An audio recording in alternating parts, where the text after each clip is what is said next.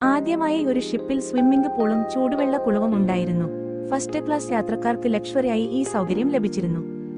ഒരു ഐതിഹ്യം പറയുന്നത് ടൈറ്റാനിക്കിൽ ഒരു ഈജിപ്ഷ്യൻ മമ്മിയുടെ മുഖം അമൂൺ റാവിന്റെ മുഖം കൊണ്ടുപോകുന്നുണ്ടായിരുന്നുവെന്നും അതിന്റെ ശാപം കൊണ്ടാണ് ഷിപ്പ് മുങ്ങിയതെന്നും. എന്നാൽ ഇത് തെളിയിക്കപ്പെട്ടിട്ടില്ല. ജേക്ക് പിയർപോണ്ട് മോർഗൻ എന്ന പ്രശസ്ത ബിസിനസ്സുകാരൻ ടൈറ്റാനിക്കിൽ യാത്ര ചെയ്യാൻ ടിക്കറ്റ് എടുത്തിരുന്നു. പക്ഷേ അവസാന നിമിഷത്തിൽ യാത്ര റദ്ദാക്കി. ഷിപ്പ് മുങ്ങിയതിനു ശേഷം അദ്ദേഹം ഒരുവിധം രക്ഷപ്പെട്ടു.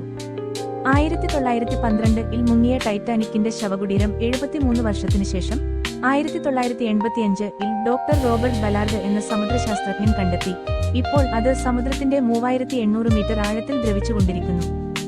ചില ശാസ്ത്രജ്ഞർ പറയുന്നത് 1912 ജനുവരിയിൽ ചന്ദ്രനും ഭൂമിയും വളരെ അടുത്തുവന്നത് സൂപ്പർ മൂൺ കാരണം അസാധാരണമായ ഒഴുക്കുകളുണ്ടായി.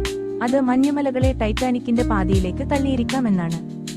ടൈറ്റാനിക്കിനെ തകർത്ത മഞ്ഞുമലയെ തടയാൻ ഒരു ജീവിതരക്ഷണി ഷിപ്പ് SS കാലിഫോർണിയൻ അടുത്തുതന്നെ